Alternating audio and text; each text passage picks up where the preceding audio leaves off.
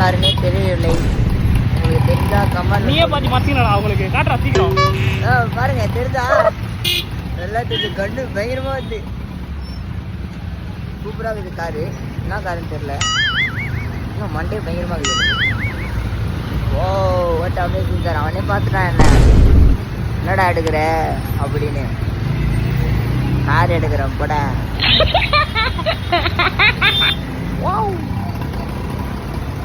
கிட்ட வர ஐயோ அது வந்த கார் தான் நண்பர்களே.